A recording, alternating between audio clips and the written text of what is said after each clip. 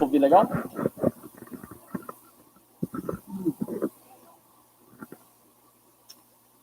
Muito bem. Amados, tudo que nós oramos, tudo que nós cantamos, tudo que nós lemos, serve como um meio para nos preparar para o que a gente vai fazer agora. Agora a gente vai abrir as nossas Bíblias e vamos entender algo que Deus quer nos ensinar hoje, tá bom?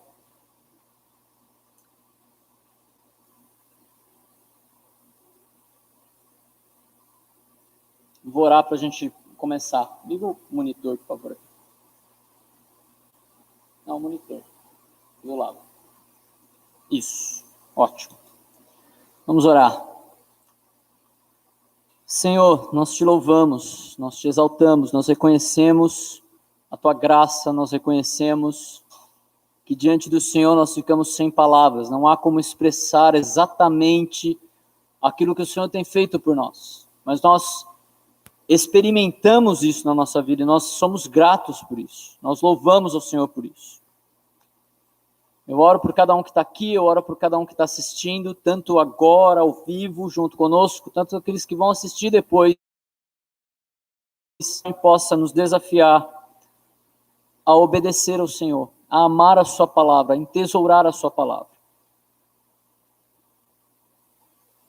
Me ajuda, Senhor, a ser claro naquilo que eu vou pregar, e ajuda cada um a entender, a compreender e aplicar na própria vida aquilo que o Senhor deseja para a vida de cada um nessa mensagem. E é o que eu oro em nome do teu filho Jesus. Amém. Você pode abrir em Salmo 119.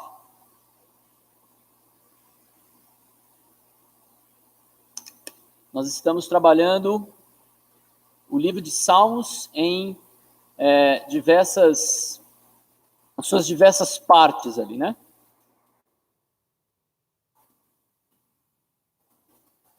Eu estou baixando aqui. Quero ir lá para o começo. Joia. O nome da série é Salmo 119, Amando a Palavra de Deus, porque esse é um salmo que exalta a Palavra de Deus. Por que exaltar a Palavra de Deus? Eu já ouvi que a igreja tem que ser uma igreja centrada nas Escrituras. Ué, mas a igreja não tem que ser centrada em Cristo? Também já ouvi que a igreja tem que ser centrada em Cristo, mas tem que pregar as Escrituras. Nós amamos a Deus, não amamos? Mas nós amamos a palavra de Deus. Será que nós estamos cometendo uma idolatria? Eu creio que não. Porque é através da palavra de Deus que nós conhecemos a Deus. Nós amamos a Deus por aquilo que nós conhecemos dele pela sua palavra, e por isso nós amamos a palavra de Deus. Porque é assim que nós o conhecemos. O que nós temos tem que ser pautadas pela palavra de Deus. E por isso que nós estamos vendo como nós podemos amar mais a palavra de Deus. Para que assim nós possamos obedecer a Deus, obedecendo a sua palavra. Na última semana, nós vimos que a lembrança da palavra de Deus produz bênçãos para a vida daquele que se submete a Deus. Nós vimos que a expectativa pelas promessas de Deus é esperança e consolo, ainda em meio ao ceticismo. Ainda quando as pessoas não creem, à nossa volta não creem, ainda assim, a expectativa das promessas de Deus é esperança e consolo. E nós vimos as bênçãos que são produzidas pela palavra de Deus, a esperança, o consolo no sofrimento, a vida, e responder aos zombadores com obediência. Não com obediência aos zombadores. Com obediência. A melhor resposta que nós podemos dar a um zombador é continuar obedecendo a Deus. Até porque, dessa maneira, nós estamos amando, inclusive, o zombador, porque a gente está dando testemunho para ele. A gente está dando material para ele ver assim, esse cara é sério no que faz. A gente tira sarro desse crente, e o crente continua vivendo desse jeito. Não é brincadeira, não.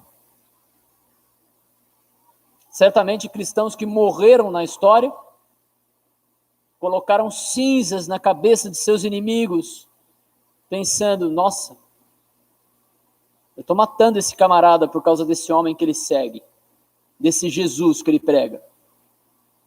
E ainda assim ele tá aguentando. Depois nós vimos que a memória das ordenanças de Deus leva ao zelo da palavra. E as bênçãos produzidas por isso é o consolo, a indignação e o cântico na casa da peregrinação. A gente viu que o cristão, então, à medida que ele vive e é consolado pela palavra, ele sente indignação por aquilo que ele vê no mundo, que desagrada a Deus. Nós vimos que é uma bênção nos indignar por aquilo que deixa Deus indignado. E também nós vimos essa questão da alegria produzida por Deus, à medida que nós vivemos, né, esse cântico na casa da peregrinação, era uma forma de se referenciar à própria vida do salmista.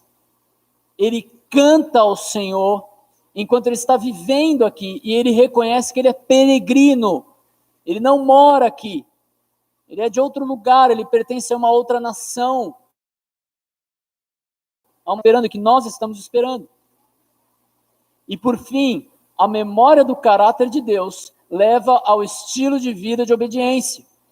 E a gente viu que a bênção que produz um estilo de vida que é reconhecido pela obediência à palavra, não perfeito.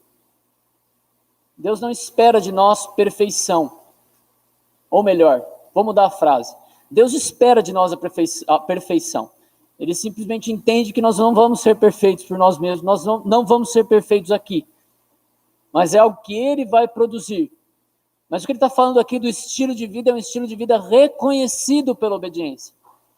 Como é que ele vive? Ele deu uns deslizes. Mas no geral, esse cara procura viver direito. Ele se desvia de uns negócios que normalmente a gente não se desvia. Alguns fazem uma proposta para ele que ninguém poderia recusar e ele recusa. Porque ele tem princípios na palavra ali que ele segue e que ele se mantém fiel àquilo. Esse cara vive desse jeito, é o estilo de vida dele, certo? E hoje a gente vai ver mais uma sessão, né? Mais uma sessão de versículos, lembra? 8 versículos, sempre com uma palavra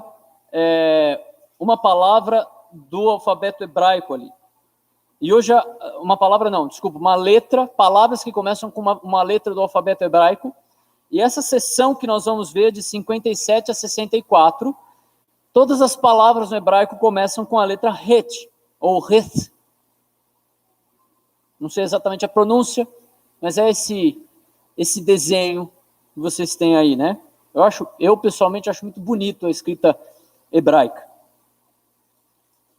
E diz assim, os versículos que a gente vai ver hoje, 57 a 64. Tu és minha herança, Senhor. Prometi obedecer às tuas palavras. De todo o coração suplico a tua graça. Tem misericórdia de mim, conforme a tua promessa. Refleti em meus caminhos e voltei os meus passos para os teus testemunhos.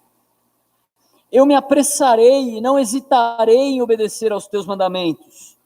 Embora as cordas dos ímpios queiram prender-me, eu não me esqueço da tua lei. À meia-noite me levanto para dar-te graças pelas tuas justas ordenanças. Sou amigo de todos os que te temem e obedecem aos teus preceitos. A terra está cheia do teu amor, Senhor. Ensina-me os teus decretos.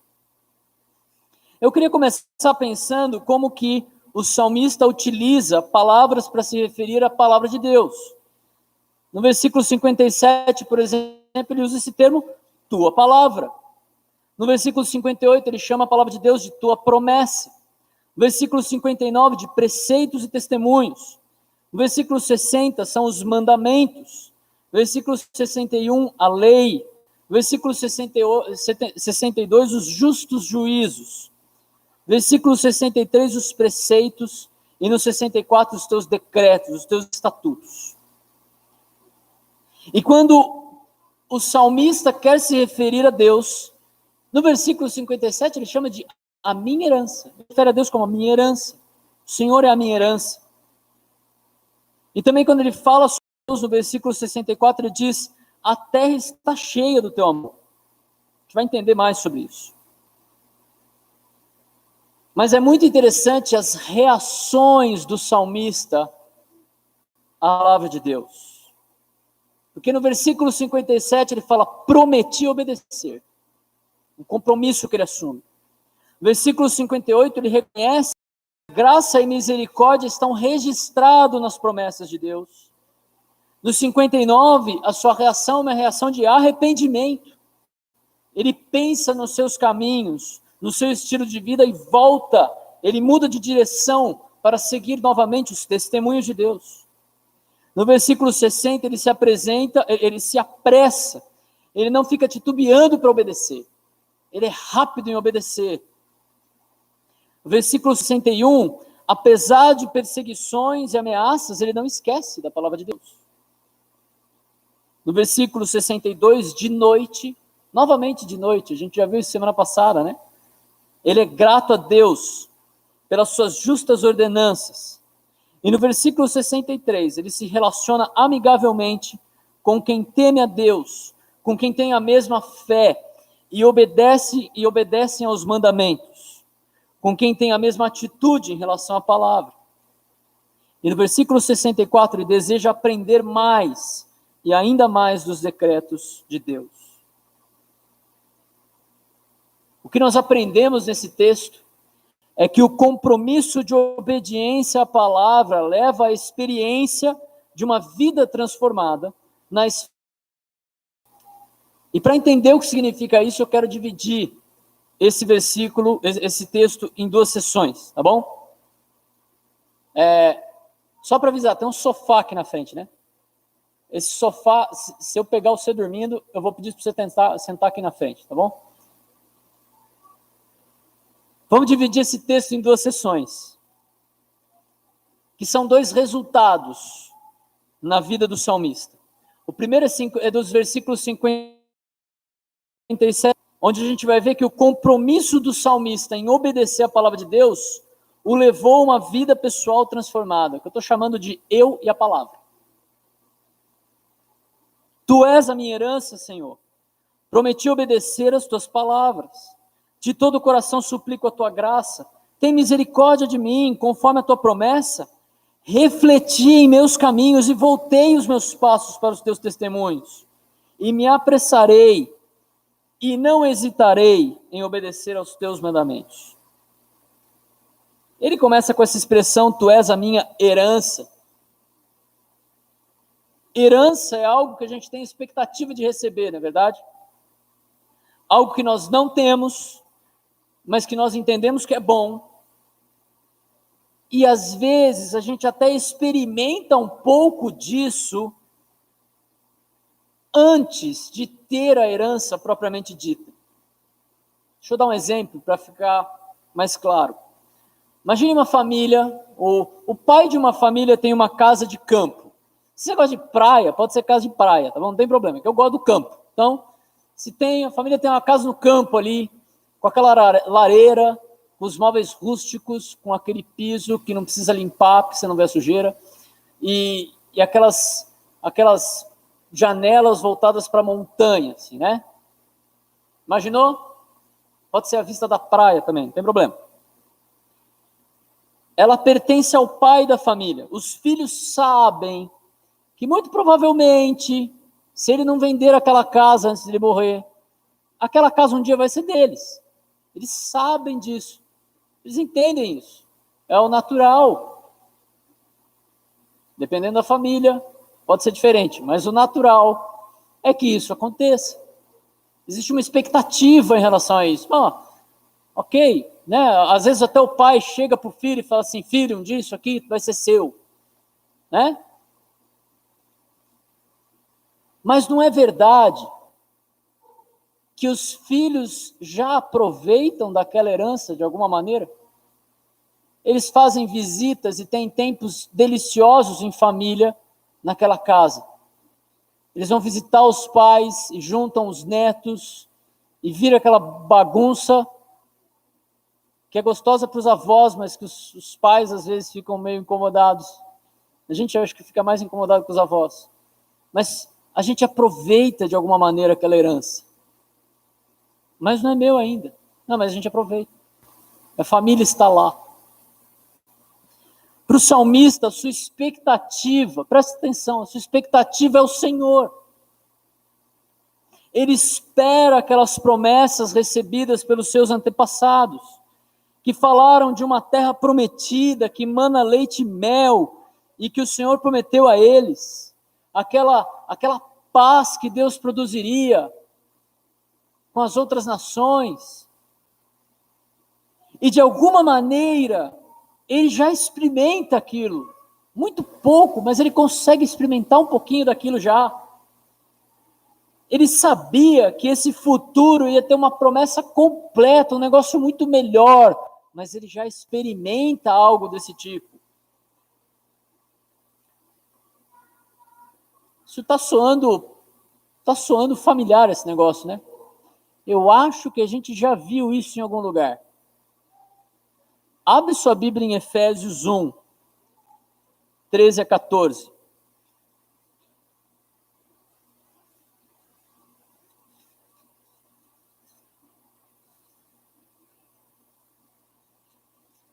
Efésios 1,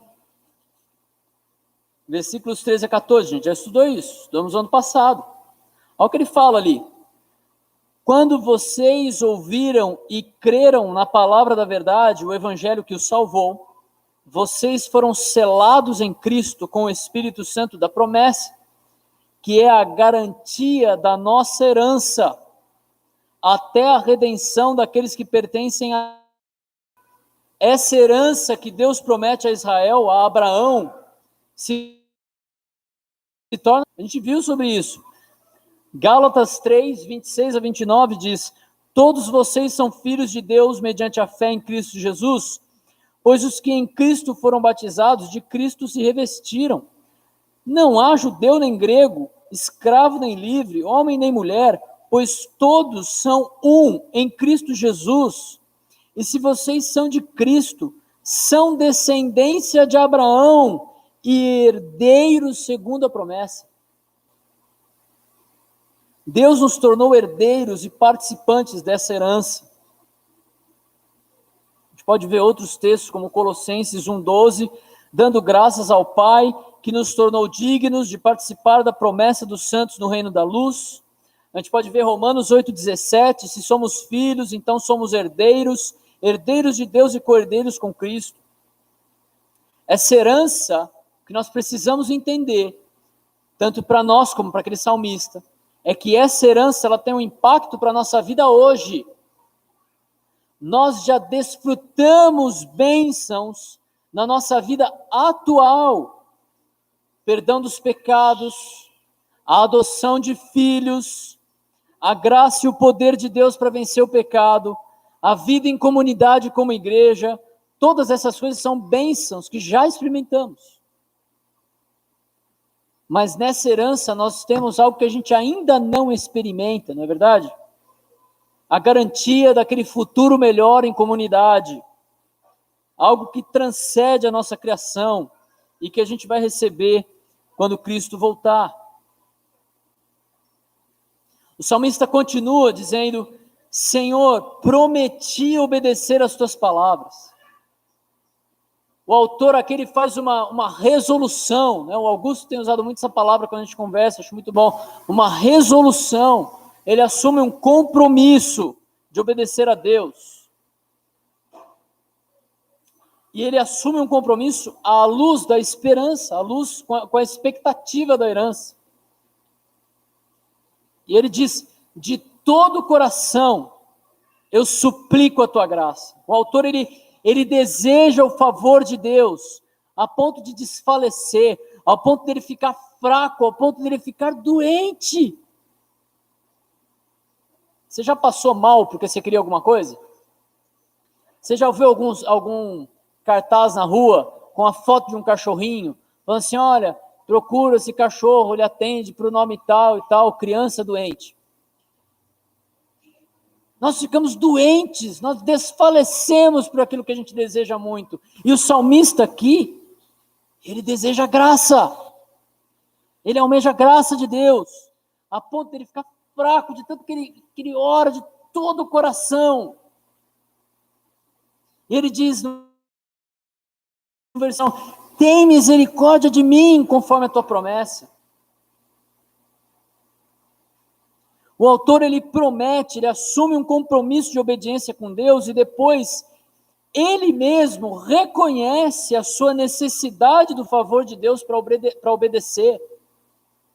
E por fim, ele reconhece que ele não consegue. No fim, ele precisa da misericórdia de Deus, ou seja, não receber aquilo que ele merece pelo pecado.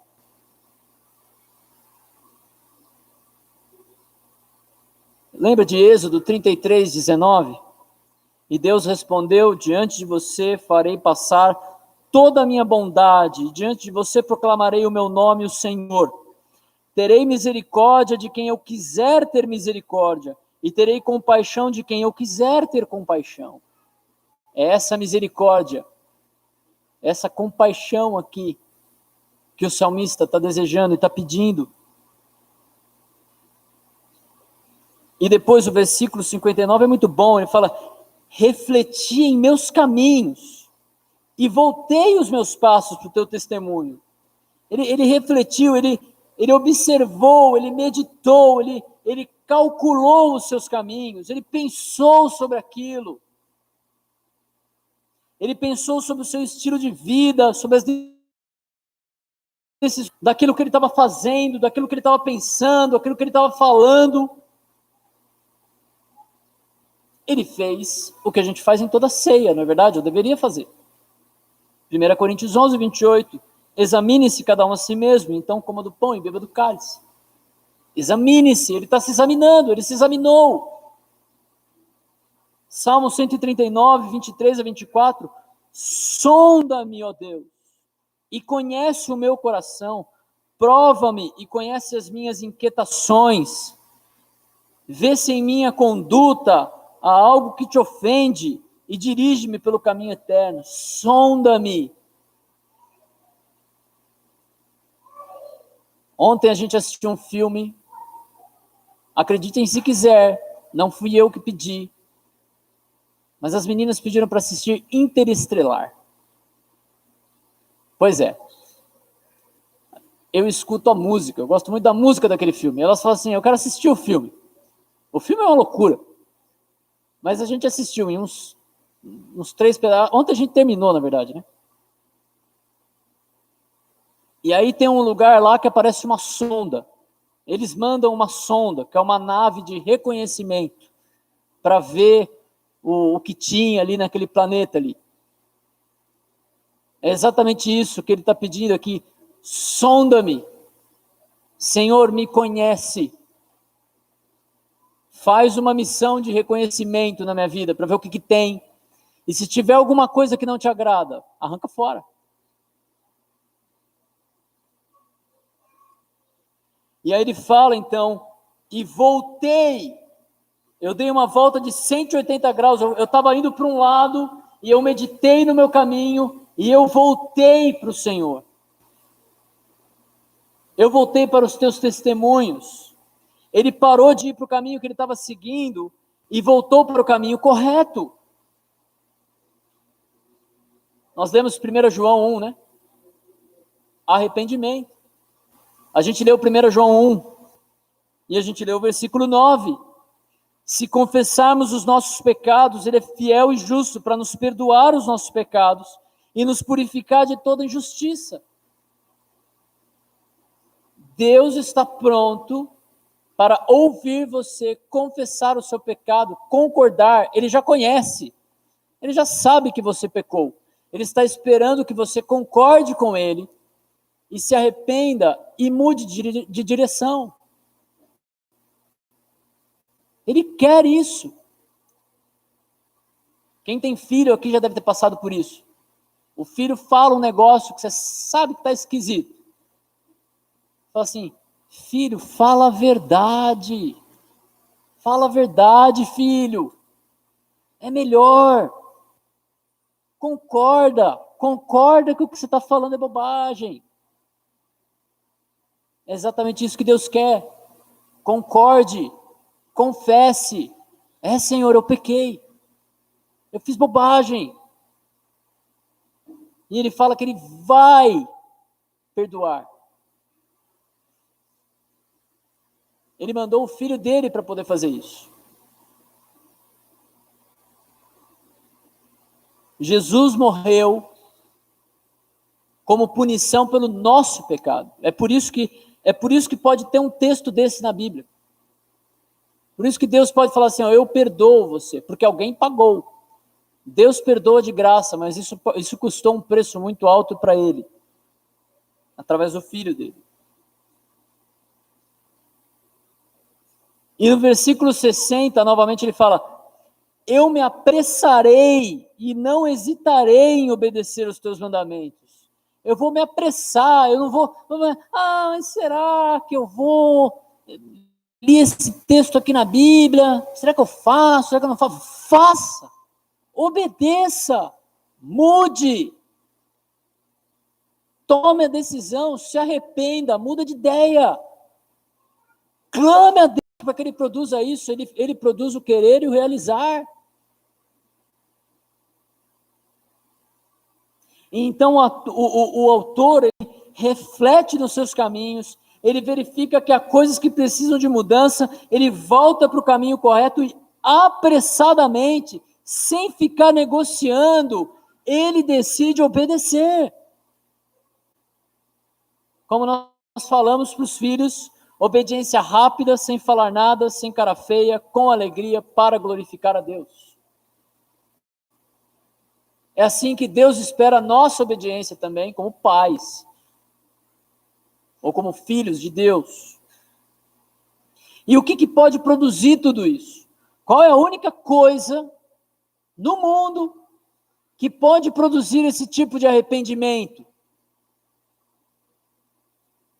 Toda a Escritura é inspirada por Deus e útil para o ensino, para a repreensão, para a correção e para a instrução na justiça, para que o homem de Deus seja apto e plenamente preparado para toda boa obra, 2 Timóteo 3, 16 a 17.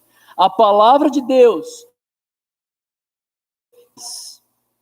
por isso nós estamos estudando o Salmo 119, é de Deus para produzir essas coisas. Claro, pode ser necessário uma outra pessoa nesse processo. Pode ser necessário um irmão que vai sentar do seu lado e vai falar com você, vai te alertar sobre algumas coisas na sua vida, mas é possível que isso aconteça no seu tempo devocional com Deus, através da palavra. E o tempo devocional, amados, eu não estou falando, cuidado que eu vou falar, tá bom? A gente recebe o áudio de WhatsApp, né? E a gente escuta aquele áudio, aquilo lá é uma ferramenta, mas se aquilo lá é o seu devocional do dia todo, você está passando o dia inteiro com o café da manhã. E olhe lá, é com a entrada do café da manhã. Aquilo não é alimento sólido. Aquilo é bom, você está indo no trabalho, você escuta, você está em casa, você escuta, mas tem que ter uma hora que você vai parar e fazer o teu tempo com Deus, meditar na palavra dia e noite, não é verdade? Há momentos até que no meio do trabalho, no meio das atividades de casa, no meio do cuidado com os filhos, vem um texto na sua cabeça, não vem? Aproveite, pense naquele texto. Medite na palavra de Deus.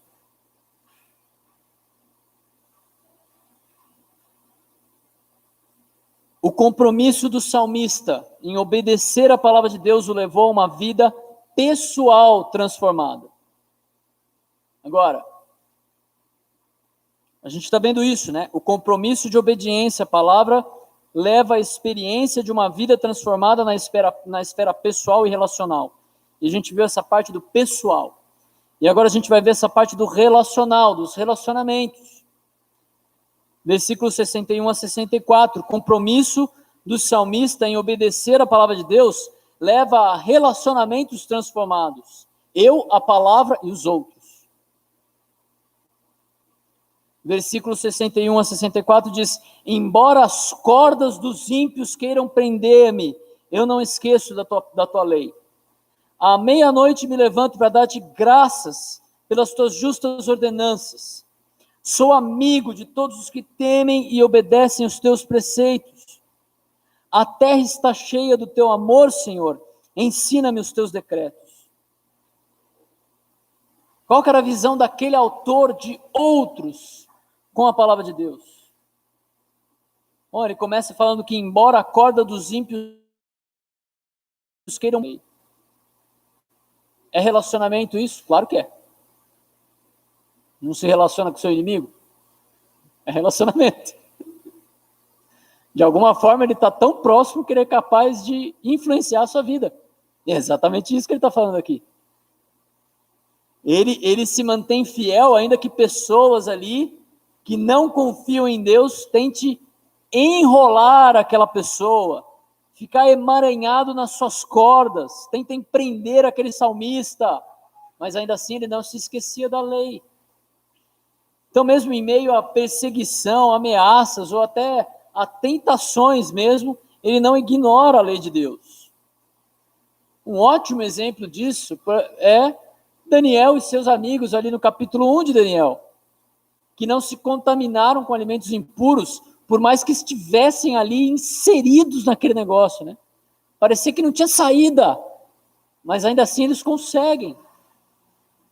Ele fala ali, versículo 8 e 9, Daniel, contudo, decidiu não se tornar impuro com a comida e com o vinho do rei, e pediu ao chefe dos oficiais permissão para se abster deles. E Deus fez com que o homem fosse bondoso para com Daniel e tivesse simpatia para com ele. Olha que interessante, né? Quando aquele de Cristo decide obedecer, parece que Deus faz as coisas cooperarem para isso, né? Interessante. E depois no versículo 62 ele diz: à meia-noite eu me levanto para dar-te graças pelas tuas justas ordenanças. Novamente, algo que acontece com o salmista à noite, igual o trecho passado. A gente já viu isso, né? Pode ser parece que o salmista está descrevendo um tempo de reflexão ali à noite, e ele está pensando nas ordenanças de Deus, ele reconhece essas ordenanças como sendo justas, ou seja, ele como sendo justamente o que deve ser, e de acordo com o caráter de Deus. E essas justas ordenanças, elas são tão desejáveis, que o salmista não espera até a manhã seguinte para aprender e para meditar nelas. Ele dá graças por essas ordenanças mesmo de madrugada. Agora, a madrugada também é um momento em que a gente não consegue dormir, né? Nas aflições, não é verdade? O salmista poderia estar aqui meditando de madrugada, aflito pelas ameaças que ele estava recebendo, e por reconhecer a justiça de Deus, refletida nos estatutos, na palavra de Deus, nas ordenanças, ou seja, outra tradução possível aqui, e que com a luz que eu tenho, eu creio que pessoalmente seria mais coerente, é que ele está louvando os justos juízos de Deus, aqui no sentido de, tanto a palavra de Deus em si, mas no próprio sentido punitivo, da promoção da justiça de Deus ao pecado, pelo próprio Deus. E eu penso nessa questão da coerência, porque seria uma forma do salmista compreender, inclusive, a punição de Deus aos ímpios que estavam ali tentando emaranhar e embolar a vida dele no pecado, e que receberiam punição, cedo ou tarde, né? Não, cedo ou tarde não, cedo ou depois, né? Porque nunca é tarde, Deus vai mandar na hora certa, tá bom? Tarde parece que ele atrasou. Mas então veja, né? Ele tinha essa esperança dos justos juízos de Deus, inclusive para aquelas pessoas que estavam ali atrapalhando aqueles relacionamentos que ele tinha, que estavam tentando puxar ele do caminho que ele queria seguir. E então no versículo 63 ele declara: sou amigo de todos os que te temem e obedecem os teus preceitos. Se por um lado o salmista ele entende a punição dos ímpios e não quer se deixar influenciar por ele, o salmista também se relaciona bem com aqueles que têm a mesma postura em relação à palavra de Deus. Com essa pessoa ele se associa, ele se junta como um grupo de adoradores, ele se une. Logo, a gente pode entender que ele também evita os relacionamentos profundos com aqueles que não fazem isso. Lembra de Salmo 1, 1-3, como é feliz aquele que não segue o conselho dos ímpios, que não imita a conduta dos pecadores, nem se assenta na roda dos zombadores.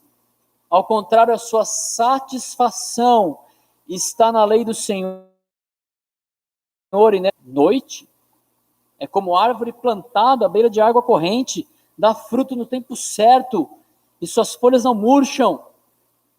Tudo que ele faz prospera. E por fim ele faz uma declaração que talvez seja a mais difícil desse trecho. A terra está cheia do teu amor, Senhor.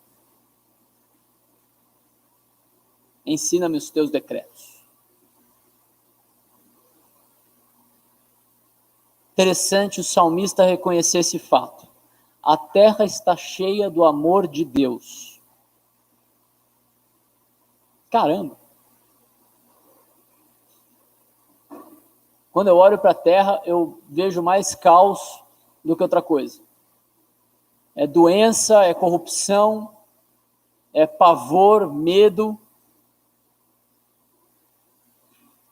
Mas aí eu lembrei de Mateus 5, 44-48. E olha que interessante o contexto.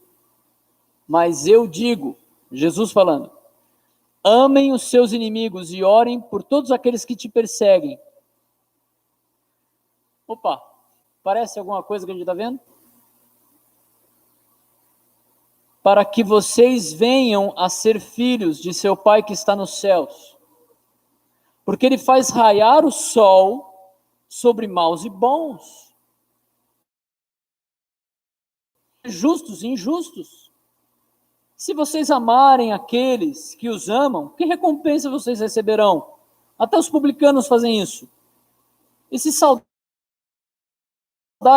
o que estarão fazendo demais? Até os pagãos fazem isso. Portanto, sejam perfeitos, como perfeito é o Pai Celestial de vocês. Repara o contexto dessa ordem de Cristo. De amar mesmo os inimigos. E ele usa o argumento pelo qual nós podemos entender, pelo menos um exemplo de como o amor de Deus é visto na terra toda. Deus tem cuidado de todos. Não é verdade? Morreu muita gente pelo Covid, não morreu? Mas sobreviveu mais do que morreu. Glória a Deus por isso. Não é a bondade de Deus e a misericórdia dele? Se a misericórdia dele é a razão de não sermos consumidos, amados, o Covid é fichinha, perto da ira de Deus. Porque a ira de Deus vai destruir todo mundo assim, ó. Quando ele vier e separar assim, ó, esses são meus, esses não são meus. Morreu. Com o sopro da sua boca destruirá. E a Bíblia fala que ele vai dar banquete para os corvos. O que corvo come? Bicho morto. E esse banquete não é de animais.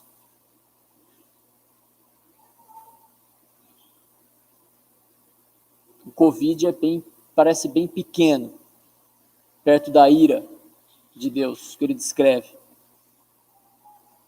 E a cada dia que a gente acorda, hoje a gente acordou de manhã e eu ouvi a Natália falando assim, obrigado, Senhor, por mais um dia. Falou algo desse tipo, né? Eu não estava dormindo, né? E é isso mesmo. E quando ela falou aquilo, eu lembrei desse texto. Obrigado, Senhor.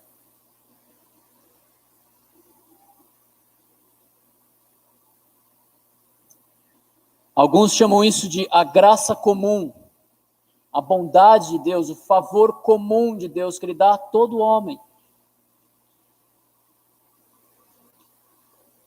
Até o ímpio recebe a chuva, recebe proventos de alimentos, cuidado, etc. Qual que é a diferença, então, do cristão para o não cristão em relação a isso?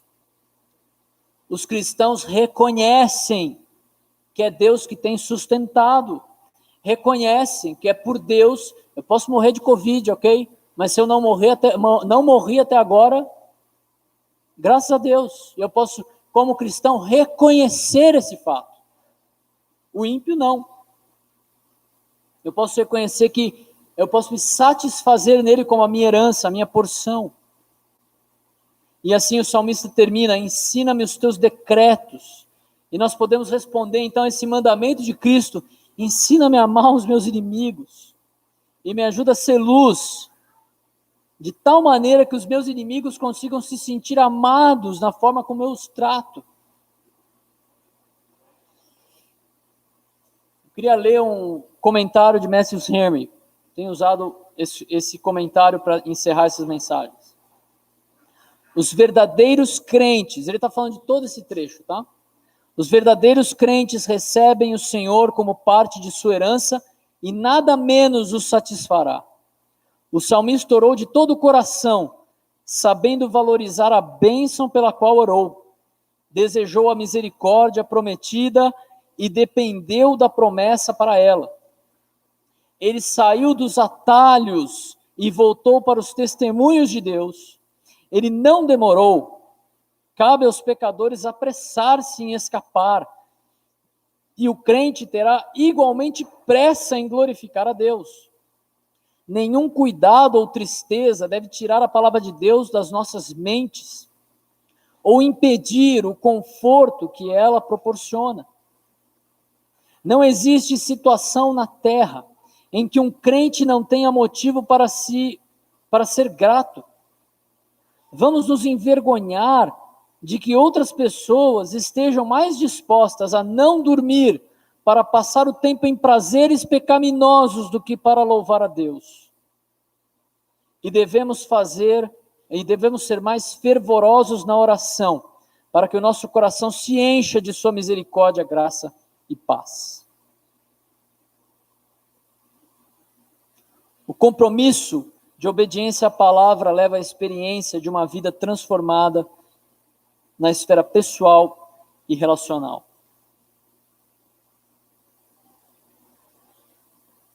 Algumas perguntas para aplicação, tá bom? Quando nós voltarmos com os grupos CEL, muito provavelmente esse vai ser o conteúdo dos grupos CEL, essas perguntas, a discussão dessas perguntas. Você já assumiu um compromisso diante de Deus de obedecer a sua palavra? Você já fez isso, amado? Se não fez, hoje é um bom tempo para fazer isso. Você tem experimentado um relacionamento com Deus através da palavra a tal ponto que isso tem transformado sua vida? Você consegue olhar para alguns anos atrás e perceber o que Deus está mudando na sua vida? É um bom exercício para fazer, amados, e se você não achar muita coisa, é uma boa oração para você fazer também. Quais áreas de sua vida estão em um caminho ruim e que precisa se arrepender e voltar aos testemunhos do Senhor, como o salmista fez, né? O que você precisa mudar de ideia? E em quais áreas você tem protelado a obediência, demorado a se propor a mudar? Eu sei, eu já ouvi, eu sei que eu tenho que fazer isso, um dia eu vou fazer, mas eu não estou pronto ainda. Deus me dá mais tempo, me dá um sinal, né? Dá um sinal que eu tenho que te obedecer, Senhor. Ele deu a palavra, o melhor sinal que ele tinha dado. Ele deu a palavra, escreveu, falou: faça isso, faça assim, não faça desse jeito. Não precisamos de um sinal, amados. Não precisa obedecer.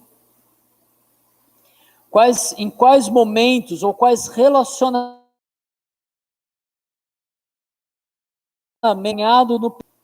a gente não quer ser influenciado pelo mundo, mas nós queremos influenciar o mundo. Nós precisamos de alguma estratégia para estar perto o suficiente dessas pessoas para não sermos influenciados por elas, mas para conseguirmos influenciar.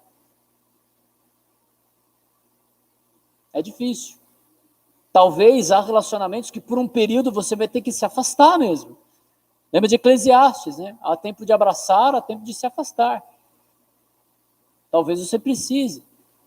Por exemplo, principalmente se você tem um relacionamento que te alimenta um vício, nossa, você tem que se afastar por esse relacionamento. Você pode, inclusive, conversar com a pessoa. Cara, eu não posso me encontrar por enquanto, porque assim, quando a gente se encontra, faz esse negócio, estou tentando sair disso aí, eu preciso me afastar um tempo, cara. Vamos conversar só online por um período. Quais os relacionamentos que você deve investir mais? Ou seja, que são pessoas que têm buscado caminhar com Cristo e você precisa tê-las mais perto de você. Relacionamentos que podem te influenciar para seguir a Cristo, que você precisa investir mais. Você tem percebido a graça comum de Deus em meio à pandemia? Tem reconhecido como Deus tem cuidado de você? Será que mesmo descrentes podem observar motivos para serem gratos na sua vida e testemunho? E pessoal, quando eu estou fazendo essas perguntas para mim também. Eu também tenho que pensar nisso. Você tem demonstrado o amor de Cristo aos descrentes a ponto de perceberem o amor de Deus enchendo a terra? Já pensou nisso? Que uma das formas de enxergar o amor de Deus está por toda a terra, onde estiver um crente, ali tem que estar o amor de Deus. Aquele amor que chama para o arrependimento, inclusive. Não só aquele amor no hippie, né, de paz e amor, e não, como você cristão pode falar desse jeito. Não, tem hora que o amor do cristão vai falar assim, cara, você está fazendo errado. Você está fazendo pecado. Amo você, estou te avisando, assim, desse jeito você vai ser punido. Amados, eu realmente espero que essa mensagem não termine aqui. Você continue pensando, e eu também, nessas coisas, tá bom? Eu sei que eu mandei a mensagem da semana passada só ontem, mas eu vou fazer o máximo para mandar o esboço dessa mensagem antes para vocês, ok? Vamos orar. Senhor, obrigado novamente pela tua palavra e por esse dia, pela vida de cada um aqui. Obrigado pela tecnologia que nos ajuda a transmitir para aqueles que precisam estar em casa. Eu oro para que o quanto antes é o nosso desejo que a gente possa se reunir novamente, para estarmos juntos aqui, todos, sem medos e literalmente sem máscaras. Mas eu oro para que eu continue promovendo comunhão, amor mútuo e principalmente, Deus, o desejo pela obediência. Um compromisso de obediência, Deus.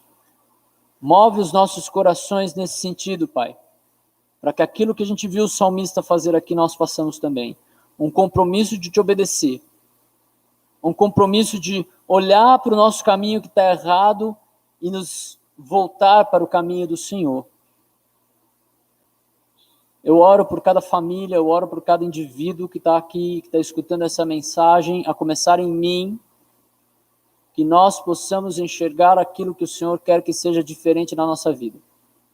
Pela tua palavra, por irmãos que amorosamente vêm falar conosco, e que o Senhor promova arrependimento e transformação a ponto de pessoas de fora, Deus, perceberem que tem algo acontecendo ali na vida dessas pessoas.